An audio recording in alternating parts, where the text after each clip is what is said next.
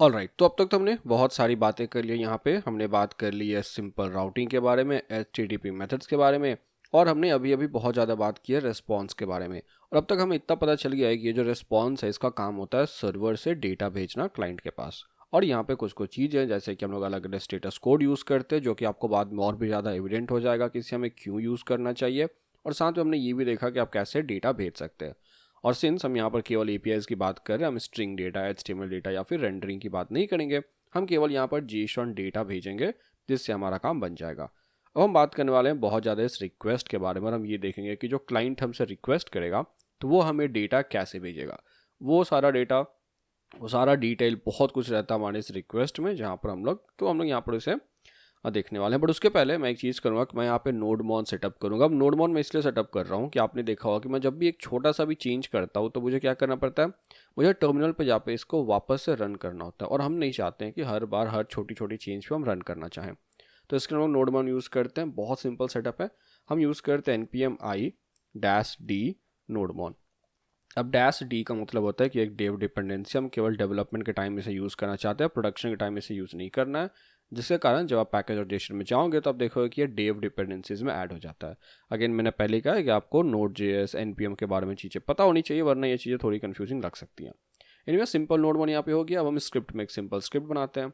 Script हमारा होगा start, और ये स्क्रिप्ट जिस चीज़ को कॉल करेगा वो है नोडमॉन स्पेस, और जो भी आपने यहाँ पे मेन फाइल का नाम दिया है, जो कि मैंने यहाँ पर app.js दिया है, हमें यहाँ पे वो डालना है और फिर यहाँ पर एक कॉमा डालना है। एक वैलिडेशन फाइल हो गई। ये मेरा स्टार्ट स्क्रिप्ट है जो कि नोडमॉन से कॉल करेगा app.js को। और नोडमॉन क्या करेगा, चेंजेस के लिए वॉच करता रहेगा। जैसे ही चेंज होगा ये सर्वर को ऑटोमेटिकली रीस्टार्ट कर देगा। मैं आपको एग्जाम्पल दिखाता हूँ। चलते हम लोग टर्मिनल पे, और अब मैं यूज़ करता हूँ npm, और स्क्रिप्ट को रन करने का तरीका है रन। npm के साथ हम डालते हैं रन, और जो भी हमारे स्क्रिप्ट का नाम है, जैसे अगर आप यहाँ पे पैकेज और JSON में जाओ तब देखो हमारे पास अभी दो स्क्रिप्ट है, स्टार्ट है, टेस्ट है। तो आपको जो भी रन करना वो डाल सकते हो। मुझे स्टार्ट करना है तो npm रन स्टार्ट। अब देखो यहाँ पे क्या दिख रहा है हमें, स्टार्टिंग नोड app.js, और ये क्या बोल रहा है, हम RS डालेंगे तो ये रीस्टार्ट करेगा। और ये जितने भी JS, MJS, JSON ऐसे फाइल्स हैं उनको वो चेक कर रहा है। जैसे ही कुछ चेंजेस होगा वो रीस्टार्ट करेगा। आप देखो यहाँ पर इस चीज़ को हम ना अच्छे से देखते हैं। हम नोडमॉन में यहाँ पर हम जाते हैं अपने इंसोम्निया में टेस्टिंग के लिए, सेंड पर क्लिक करते हैं, आपको दिख रहा है वेलकम फ्रॉम होम। वापस आता हूँ अपने कोड एडिटर में, और मैं यहाँ पर app.js में जाकर चेंज करता हूँ welcome from changed home. Save करते हैं। अब टर्मिनल पे देखो इसने ऑटोमेटिकली रीस्टार्ट कर दिया, रीस्टार्ट ड्यू टू चेंजेस। और अब हम इंसोम्निया में जाके सेंड कर सकते हैं, हमें चेंज्ड और अपडेटेड डेटा दिख जाएगा। अब बात करते हैं रिक्वेस्ट पैरामीटर की। तो जब भी हम यहाँ से रिक्वेस्ट करते हैं ना, बहुत सारा डेटा जा रहा होता है इस रिक्वेस्ट के साथ। ठीक है, यहाँ पर हम बात करेंगे स्ट्रिंग पैरामीटर्स की, सॉरी क्वेरी पैरामीटर्स की, और हम बात करेंगे हेडर्स के बारे में भी। तो देखते हैं कैसे होता है। यहाँ पर मैं सबसे पहले एक सिंपल चीज़ करता हूँ, मैं बोल रहा हूँ कॉन्सोल। ठीक है, एक्चुअली मैं अगर पूरे रिक्वेस्ट ऑब्जेक्ट को लॉक करूँगा तो बहुत ज़्यादा डेटा आएगा। तो हम एक एक करके देखते हैं। सबसे पहले हम देखते हैं कि क्वेरी पैरामीटर्स को हम कैसे एक्सेस कर सकते हैं। ठीक है, अगर आपको पता है क्वेरी पैरामीटर्स क्या होते हैं तो अच्छी बात है। आपने HTML बेसिक्स में देखा होगा कि जब भी आप किसी फॉर्म को सबमिट करते हो गेट मेथड के साथ, तब जो डेटा जाता है वो क्वेरी पैरामीटर में जाता है। ठीक है, यानी कि user name is equal to Prince, ऐसे आपको दिखेगा कुछ, तो user name is equal to Prince and ऐसे करके। तो ये तो डेटा हम क्लाइंट से, जब भी अगर कोई client suppose query data send कर रहा है तो वो डेटा ऐसे आएगा।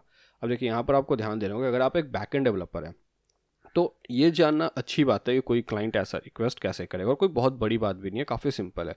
लेकिन अगर आप बिगिनर हैं तो इस चीज़ पे बहुत ज़्यादा फोकस ना करें कि कोई क्लाइंट या डेटा कैसे रिक्वेस्ट कर रहा है, कुछ भी। आपको इतना जानना है कि आपके पास ऐसे डेटा आ सकता है, आपको बोला जा सकता है कि मैं क्वेरी पैरामीटर में यूज़र नेम की के साथ एक वैल्यू भेज रहा हूँ, तो मैं उसे एक्सट्रैक्ट करके उसके अकॉर्डिंग कुछ मैनिपुलेशन करके मुझे डेटा सेंड करना है। तो यानी हमें इन सिंपल टर्म्स ऐसे डेटा को एक्सट्रैक्ट करना आना चाहिए। अब देखो मैं यहाँ पे क्लिक करता हूँ सेंड, आपको यहाँ पे क्या दिख रहा है, can not gate slash user name, sorry ये स्लैश नहीं, क्वेश्चन मार्क होता है क्वेरी स्ट्रिंग के लिए। ये वेलकम टू चेंज रो, मैं यहाँ पे चाहे कुछ भी भेजूँ, प्रिंस हो गया, मैं यहाँ पे भेज रहा हूँ प्रिंस 12, अगर आपको सेम दिख रहा है। तो हमें क्या करना है, हमें बैकएंड पे ये डेटा एक्सट्रैक्ट करने आना चाहिए। तो पहले देखो, जब भी आप API टेस्टिंग करोगे तो सही तरीका ये होता है कि आप ऐसे नहीं करके ये क्वेरी पे क्लिक करो और यहाँ पे आप की वैल्यू पेयर्स डालते जाओ। ठीक है, सपोज मेरा यहाँ पे की हो गया यूज़र नेम और वैल्यू हो गया प्रिंस। अब देख सकते हो यहाँ पर ये ऑटोमेटिकली अपडेट हो जाएगा। और अब मैं अगर सेंड करूँगा तो ये ऐसा ही है। ठीक है, सो ये URL का प्रीव्यू है, इसे मैं सपोज यहाँ पेस्ट कर देता हूँ तो यहाँ पर ऐसा हो जाएगा। एक्चुअली मैं पेस्ट नहीं भी करूँ तो कोई दिक्कत नहीं है, बस आपको बता दो कि URL का प्रीव्यू जो है वो ऐसा रहता है। सो एनीवे मैं यहाँ पे सेंड कर रहा हूँ, अच्छे से काम कर रहा है। अब हम आते हैं अपने कोड एडिटर में और यहाँ पर मुझे रिक्वेस्ट में से उस डेटा को ग्रैब करना है। तो बहुत ही सिंपल है, मैं बस इतना करना होता है, हमें यूज़ करना होगा एक वेरिएबल, ठीक है, एक बेसिकली वॉर कीवर्ड और एक वेरिएबल। सिंस मुझे यूज़र नेम मिल रहा है तो मैं अपने वेरिएबल का नाम भी यूज़र नेम देता हूँ। और ये सारा डेटा अवेलेबल होता है रिक्वेस्ट डॉट क्वेरी डॉट और जिस भी की के साथ आप डेटा भेज रहे हो उसमें डॉट यूज़र नेम।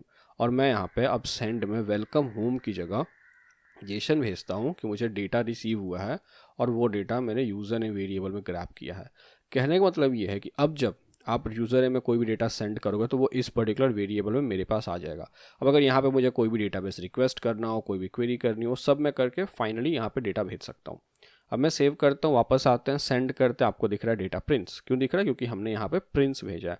अगर मैं यहाँ पे सपोज देसी भेजूँ, आपको यहाँ दिखेगा डेटा देसी। अगर मैं यहाँ पे प्रोग्रामर भेजूँ, आपको दिखेगा प्रोग्रामर। और अगर मैं यहाँ पे 12 भेजूँ तो आपको दिखेगा 12। तो ऐसे देखो आप डेटा आपको यहाँ पे मिल जाएगा। अब फर्दर प्रोसेसिंग करना आपके वर्क फ्लो पे डिपेंड करता है। As a backend developer interesting ये है कि आप पहले से एक्सट्रैक्ट करना सीखें। अब एक और यहाँ पर इंटरेस्टिंग बात है, अगर मैं इसे डिलीट कर दूँ, ठीक है, ये आपको जानना होगा कि मैंने यहाँ से क्वेरी पैरामीटर हटा दिया है तो क्या होगा। अब देखो यहाँ पर आपको ये एम्प्टी दिखेगा। बेसिकली अभी क्या होगा कि ये यूज़र नेम अब डिफाइंड ही नहीं है।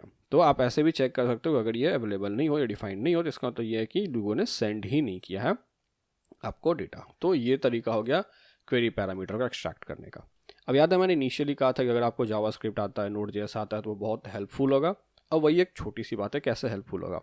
जब आप मल्टीपल डेटा भेजते हो, सपोज मैंने यहाँ पे भेजा यूज़र नेम फ्रेंड्स और मैं यहाँ पर एक और वैल्यू भेजना चाहता हूँ पासवर्ड, लेट्स से 1 2 3 4। ऑल्दो आपको कभी भी ऐसे नहीं भेजना चाहिए, बट लेट्स फॉर एग्जांपल आपके पास मल्टीपल डेटा हो, ठीक है।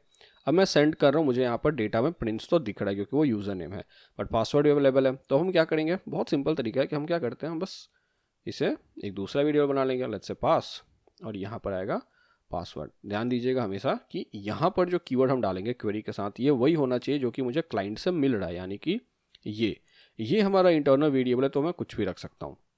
एनीवे डेटा यूज़र हो गया और लेट्स से मेरा जो पासवर्ड है वो यहाँ से आ रहा है। वापस आते हैं, रन करते हैं, बिल्कुल सही दिखेगा। जो भी आप डेटा यहाँ पे भेजो आपको वहाँ पे काफ़ी आसानी से मिल जाएगा। लेकिन अगर आपको जावास्क्रिप्ट अच्छे से आता है तो आप देखोगे बहुत सारे ट्यूटोरियल में कि लोग इसे शॉर्ट फॉर्म में कहते हैं, डीस्ट्रक्चरिंग को यूज़ करके। वो कैसे करते हैं, तो देखो ये एक ऑब्जेक्ट है जहाँ पर मेरे पास अलग अलग कीज़ अवेलेबल है, ठीक है। तो हम क्या करते हैं, हम लिखते हैं कॉन्स्ट, हम डीस्ट्रक्चर करते हैं इन दो कीज़ को। अब जब आप डीस्ट्रक्चर कर रहे होते हो तो अगेन ये सेम होने चाहिए जो कि यहाँ पे आ रहे हैं। जब हमने यहाँ बनाया तो ये वेरिएबल नेम हम कुछ भी ले सकते थे, बट जब हम डीस्ट्रक्चर करेंगे तो ये सेम होना चाहिए जो कि मुझे क्लाइंट से मिल रहा है, यानी कि यूज़र नेम और पासवर्ड, ठीक है। अब मैं इन दोनों को यहाँ से हटा सकता हूँ और सिंस मैं डीस्ट्रक्चर कर रहा हूँ तो अब ये मुझे दोनों मिल जाएंगे कहाँ से, रिक्वेस्ट डॉट क्वेरी से। तो यानी कि इस ऑब्जेक्ट से दो की को मैंने पिक कर लिया और सिंस मैं पासवर्ड पिक कर रहा हूँ मुझे यहाँ पे सेंड करना होगा password. So come on password, save करता हूँ, वापस आते हैं, सेंड करते हैं, डेटा भी अभी मुझे सेम टू सेम दिख रहा है। जो भी मैं सेंड करूँगा वो मुझे एज इट इज़ दिख जाएगा, यानी कि ये पूरा काम करे। तो अब ये देखो ये जावास्क्रिप्ट मैजिक है, ठीक है। तो ये सिंपल चीज़ आपको बहुत जगह दिखेंगी। अगर आपको ये समझ में आ गया हो तो बहुत अच्छी बात है। अगर आप कंफ्यूज रहें कि ये पता नहीं क्या है, कैसे काम कर रहा है, तो कोई बात नहीं है, हम इसके बारे में प्रोजेक्ट्स के साथ साथ और भी डिटेल में देखेंगे। बट अगेन ये कोई बैक एंड डेवलपमेंट से रिलेटेड कॉन्सेप्ट नहीं है, ये सिंपली जावास्क्रिप्ट का कॉन्सेप्ट है। ऑलराइट, क्वेरी पैरामीटर के बाद जो दूसरा एक फेमस तरीका डेटा भेजने का वो हो जाता है यहाँ पे पैरामीटर्स के थ्रू, ठीक है, राउट पैरामीटर्स। सो ये क्या होता है कि अगर आपने कभी भी वेब इंस्टाग्राम को विजिट किया होगा तो आप देखोगे कि आपके पास होता है www.instagram.com/username। अब बहुत सारे यूज़र नेम हो सकते हैं, राइट, प्रिंस हो सकता है, देसी प्रोग्रामर है, फेसबुक हो सकता है। तो अब इंस्टाग्राम ऑब्वियसली हर एक यूज़र नेम के लिए यहाँ पर स्टैटिक राउट तो क्रिएट नहीं करेगा। जैसे मैंने बताया था कि स्लैश प्रोफाइल से हम प्रोफाइल रेंडर करते हैं, स्लैश कॉन्टैक्ट से हम कॉन्टैक्ट रेंडर करते हैं। तो इन्हें आप बोल सकते हैं कि ये स्टैटिक राउट्स है। स्टैटिक राउट्स यानी कि आपको पता है कि स्लैश प्रोफाइल पे हमें कुछ तो करके सेंड करना है, तो ये मेरा स्टैटिक राउट हो गया।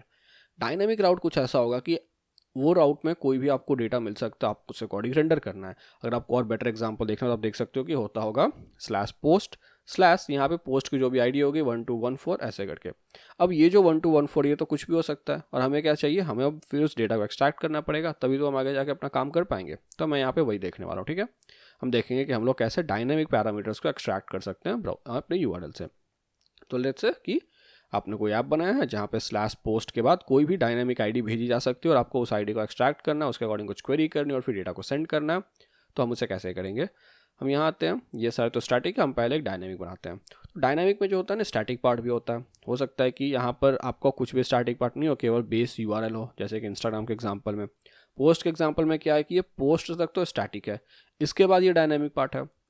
तो हम क्या करेंगे, हम ऐसे ही एक पहले तो कॉपी कर लेंगे, ठीक है। सो copy this, paste it, sorry मैंने गलत कॉपी कर लिया, ओके। और यहाँ पर स्लैश हो गया पोस्ट्स, एकदम सही स्पेलिंग है, ओके। और यहाँ पर हम 401 की जगह 200 के साथ डेटा सेंड कर रहा हूँ, लेट्स से पोस्ट। सेव करते हैं, ये इसने ऑलरेडी रीस्टार्ट कर दिया होगा बेसिकली नोड मॉन ने। तो मुझे क्या करना है, मुझे बस यहाँ पे सेंड करना है। मुझे यहाँ पे दिख रहा है cannot get post 1 to 1 for extend, ये क्या हो गया। मैं अगर इसे यहाँ पर से रिमूव करूँ और अब सेंड करूँ, तब तो ये काफ़ी अच्छे से काम कर रहा है। मैं ऐसे ही 1 2 3 4 डालता हूँ, यहाँ पे काम नहीं कर रहा है। ऑब्वियसली काम इसलिए नहीं कर रहा है क्योंकि हमें क्या चाहिए, हमने तो वो राउट को डिफाइन किया ही नहीं है। वो राउट कैसे डिफाइन होगा, post/1 2 3 4। अब सेव करते हैं, वापस आके सेंड करते हैं, तो ये अच्छे से काम कर रहा है। बट जैसा मैंने अभी भी कहा कि ऐसे तो बहुत सारे आईडीज हो सकते हैं, तो हम उन सब के लिए तो राउट नहीं डिफाइन करेंगे। तो हम क्या करते हैं, हम यूज़ करते हैं डायनामिक राउटिंग। कम ऑन, अब ये यहाँ पर कैसे काम करेगा। सो हम यहाँ पर इसकी जगह एक वेरिएबल यूज़ करते हैं। लेट्स से मैंने वेरिएबल को दे दिया है नाम आईडी। याद रखेंगे, ये वेरिएबल जो आपने यहाँ डाला आपको वही यूज़ करना होता है। ये एक चीज़ ना थोड़ा सा लोगों को पता होना चाहिए कि कहाँ पर आपको वही यूज़ करना है जो कि क्लाइंट से आ रहा है, और कहाँ पर आप कुछ भी खुद से यूज़ कर सकते हैं। जैसे यहाँ पर जो आईडी आप डाल रही है, आप कुछ भी डाल सकते हो, कम्प्लीटली आप पे डिपेंड करता है। लेकिन आप यहाँ जो डालोगे आगे आपको वही यूज़ करना होगा। अब जैसे मैंने यहाँ पे आईडी डाल दी, तो उसे हम एक्सट्रैक्ट कैसे करेंगे, अगेन काफ़ी सिंपल, हम लिखते हैं वेरिएबल। अब यहाँ पर जो आईडी है वो मैं कुछ भी डाल सकता हूँ, मैं फिर भी आईडी ही लेता हूँ, ठीक है, ज़्यादा सिंपल रहता है। और ये आएगा रिक्वेस्ट डॉट पैराम्स डॉट, और जो भी आपने यहाँ पे वेरिएबल यूज़ किया, आईडी यूज़ किया है तो आईडी से आएगा। और अब मैं डेटा में पोस्ट्स के जगह ये आईडी भेज देता हूँ, सेव करता हूँ, वापस आता हूँ, सेंड करूँगा। आपको यहाँ पे आईडी दिख रहा है कि अब जो आईडी से रिक्वेस्ट की है वो है 1 2 3 4। लेट्स से मैं आईडी चेंज कर लेता हूँ। अब आपको दिख सकता है कि जो आईडी हमने रिक्वेस्ट किया वो 897। मैं इसे अगेन चेंज करे कुछ तो डालता हूँ, आपको देख सकता है कि जो आईडी हमने रिक्वेस्ट किया वो 87666। तो बेसिकली यहाँ पे हमने क्या देखा कि हम इस तरह करके एक डेटा को यहाँ पर एक्सट्रैक्ट कर सकते हैं। तो अगेन ये यहाँ पे जो आपने डाला है वो यहाँ पर होना चाहिए, यानी कि ये दोनों सेम होने चाहिए। ये वेरिएबल आप चेंज कर सकते हो, बट बहुत जगह आप देखोगे कि लोग ऐसा इसलिए करते हैं क्योंकि इससे क्या होता है, कॉन्स्टेंट रहता है कि चलो ठीक है एक ही वेरिएबल है, हमने हर जगह यूज़ किया तो हमें पता है कि हम किसकी बात कर रहे हैं, और फिर इसका मीनिंग भी बनता है। अब जैसे कि यहाँ पर हमें दिख रहा है कि ये कोई आईडी है, तो आईडी लिखना ज़्यादा मीनिंगफुल है। मैं यहाँ पे कुछ भी रैंडम क्यों डालूँ, एनीवे तो ये तो हमारा ऐसा एक्सट्रैक्ट हो जाएगा। अब इंटरेस्टिंगली यहाँ भी अगर आपने सपोज ये डेटा नहीं दिया तो क्या होगा, अब आपको देखो कैंट गेट पोस्ट। तो क्वेरी के साथ क्या था कि जब मैं डेटा नहीं देता था तो क्वेरी को कोई प्रॉब्लम नहीं थी, वो उसे अनडिफाइंड करके चल दे रहा था। बट आप यहाँ पे राउट पैरामीटर के साथ देखो कि जब मैं पोस्ट को यहाँ पे कोई भी आईडी नहीं दे रहा हूँ तो ये कम्प्लीटली हमें एरर दे रहा है इसके अकॉर्डिंग, तो ये राउट एग्जिस्ट ही नहीं करता है। देखो ऐसा इसलिए है कि ये एक मैंडेटरी पैरामीटर होता है। मैंडेटरी का मतलब है कि हम यहाँ पर बोल रहे हैं कि पोस्ट के बाद कोई ना कोई एक डेटा आएगा ही। अब सिंस हमने यहाँ पे ऐसा कहा कि पोस्ट के बाद कोई ना कोई एक आईडी आएगी ही, ये एक ऐसा राउट हो गया जो कि पोस्ट के बाद एक आईडी को एक्सेप्ट करता है। बेसिकली एक्सपेक्ट करता है, एक्सेप्ट तो करता ही है, एक्सपेक्ट कर रहा है कि हाँ मुझे आईडी चाहिए तभी मैं आगे प्रोसेस करूँगा। अब इससे बचने के क्या तरीके हैं, देखो दो तरीके। कई बार ऐसा हो सकता है ना कि आपको है कि हाँ कोई आईडी आएगी तो ठीक है, जैसे सपोज कि आपने यूज़र के लिए बनाया है, ठीक है, एक यूज़र है जिसने एक सोशल मीडिया पे बहुत सारे पोस्ट किए। आप चाहते हैं कि अगर यूज़र केवल पोस्ट्स पे रिक्वेस्ट करेगा तो मैं उसे लेट्स से 20 रीसेंट पोस्ट दिखा दूंगा। लेकिन अगर वही यूज़र post/1 2 3 के साथ रिक्वेस्ट करे, मतलब कि मुझे यूज़र के पोस्ट जिसकी आईडी 1 2 3 है उसको भेजना है, तो ऐसे हम क्या करते हैं, देखिए दो तरीके हैं। इंटरेस्टिंगली जो पहला तरीका मैं बता रहा हूँ वो आपको यूज़ नहीं ही करना चाहिए, बट कभी कभी क्या होता है कि आपको यूज़ करने की ज़रूरत पड़ जाती है। जिसके साथ हम एक और कॉन्सेप्ट को यहाँ देखेंगे कि राउट की हायरार्की क्या होती है। मैंने यहाँ पे क्या किया, इस आईडी को यहाँ से हटा दिया, ठीक है। अब सिंस आईडी मुझे नहीं मिल रही है, मुझे पैरामीटर से आईडी नहीं मिलेगी, और मेरा जो डेटा है मैं इसे बोलता हूँ कि ये स्टैटिक राउट है, मैं इसे सेव करता हूँ। आते ही यहाँ पे सेंड करते, आपको डेटा क्या दिख रहा है, स्टैटिक। और अगर मैं यहाँ पे 1 2 3 सेंड करूँ तो आपको यहाँ पे दिखेगा डेटा 1 2 3। ये जो मैंने अभी कॉन्सेप्ट को यूज़ किया है, अगेन मैं आपको बताता हूँ कि आपको यूज़ नहीं ही करना चाहिए, बट अगेन अगर कभी आपको ऐसा लग रहा है कि हाँ मुझे ज़रूरत है या फिर मुझे समझ में नहीं आ रहा तो आप कर सकते हैं, कोई बात नहीं है। ये जो हमने यहाँ पे यूज़ किया, इससे आपको एक चीज़ पता चलेगी यहाँ पे कि यहाँ पे रिक्वेस्ट की एक हायरार्की होती है। बेसिकली होता ऐसा है कि अगर मैंने सपोज /post राउट ही 4 बार बना दिया है तो सिंस नोड जैसे ये ऊपर से कंपाइल करना एग्जीक्यूट करना स्टार्ट करेगा, और जब भी पहली बार दिखेगा ना ये वहाँ पे रन कर जाएगा, सिंपल। और यहाँ पर भी वही हुआ कि जब भी पोस्ट पहली बार यहाँ पे दिखा नोड जेएस ने यहाँ पे रन करा और हमें यहाँ पे क्या किया, स्टैटिक भेज दिया। मैं अगर यहाँ पर आईडी हटा दूँ तो अब देखो कि हमें यहाँ पे स्टैटिक मिल रहा है। अगर मैं इस पूरे राउट को अपने इस पोस्ट राउट के नीचे लेके जाता हूँ, अब आप देखिए, अब पहले ये राउट है जो कि आईडी एक्सपेक्ट कर रहा है। अब अगर मैं सेंड करूँ तो हमें यहाँ पे दिखेगा डेटा स्टैटिक। ऐसा इसलिए कि सिंस आईडी एक्सपेक्ट कर रहा है तो ये एरर हो गया, ऑब्वियसली इसके आगे जाने कोई दिक्कत नहीं है। बट जैसा मैंने कहा कि ये तरीका हम ज़्यादा यूज़ नहीं करेंगे, तो हम कौन सा तरीके का यूज़ करेंगे, एक तरीका है जहाँ पर हम बोलते हैं कि ये मैंडेटरी नहीं, ये एक ऑप्शनल पैरामीटर है, जिसके लिए हमें यहाँ पर एक क्वेश्चन मार्क लगाना होता है। मतलब ये कि हाँ ठीक है हम एक्सपेक्ट कर रहे हैं बट नहीं भी हो तो कोई दिक्कत नहीं है। अब मैं अगर इसे सेव करूँ और यहाँ आके रन करूँ, अब देखोगे आपको यहाँ पे एम्प्टी दिख रहा है। अब हम इस वाले राउट तक नहीं जा रहे हैं, ठीक है। यहाँ हो क्या रहा है, अगर आपको ये कॉन्सेप्ट कंफ्यूजिंग लगे तो कोई बात नहीं, हम बाद में इसकी और चर्चा करेंगे। मेन जो हमें अब बात यहाँ जाननी है वो ये है पैरामीटर्स के बारे में, कि ऐसे पैरामीटर्स को आप एक्सेस करते हैं। अगर आपने केवल कोलन और एक वेरिएबल नेम डाला तो आप वो एक मैंडेटरी पैरामीटर हो जाएगा, आपको वो भेजना ही है, नहीं तो ये राउट रन नहीं करेगा। अगर आपको एक नहीं ऑप्शनल है, नहीं भी रहेगा तो काम चलेगा, तो आप ऐसे क्वेश्चन मार्क लगा सकते हो। उसके अलावा मैंने बताया कि आप अलग से स्टैटिक डिफाइन भी कर सकते हो इस पोस्ट के लिए, कि हाँ देखो एक मेरा स्टैटिक स्लैश पोस्ट है जिसके मैं कुछ स्टैटिक यहाँ पे प्रोसेसिंग करके डेटा भेजूंगा, या फिर आप ये भी यूज़ कर सकते हो। जो दूसरी चीज़ मैंने यहाँ पे आपको दिखाने की कोशिश की वो ये है कि राउट्स की एक हायरार्की होती है। तो अगर आप किसी राउट को पहले प्रोसेस कर दे रहे हो तो बाद में उस राउट के होने से भी कोई फ़र्क नहीं पड़ेगा, वो प्रोसेस नहीं होगा। तो यहाँ पे आपको वो चीज़ देखने को मिली। तो ये हो गया हमारा यहाँ पर सिंपल सा राउट पैरामीटर्स के बारे में। अब यहाँ पे देखो बॉडी में बहुत डिटेल होती है, तो उसके बारे में हम अलग से चर्चा करेंगे डिटेल में। एक लास्ट चीज़ जो कि अगेन मैं बहुत थोड़ी सी बात करना चाहता हूँ वो है हेडर, क्योंकि कई बार हेडर से भी डेटा आता है, तो अगर आपको वहाँ से एक्सट्रैक्ट करना होगा तो कैसे करेंगे। सपोज हम यहाँ पे पोस्ट में ही है, ठीक है। अब यहाँ पर मुझे डेटा एक्सट्रैक्ट करना है हेडर से, कुछ भी लेट्स से कि मैं हेडर में भेज रहा हूँ अपना खुद का टोकन, जिसका मैंने की सेट किया है TKN, ऑल्दो ये कोई सही चीज़ नहीं है बट सपोज, और यहाँ पे वैल्यू हो गई 1 2 3, मैंने सेंड कर दिया। अब मुझे यहाँ पे वो मिलना चाहिए। कैसे एक्सट्रैक्ट करते हैं, काफ़ी सिंपल है। हम चलते हैं स्लैश पोस्ट राउट में, सिंस ये कॉल हो रहा है। यहाँ पर हम कैसे करेंगे, लेट्स से वॉर TKN, ये मेरा टोकन हो गया, ये अवेलेबल होता है रिक्वेस्ट डॉट हेडर्स।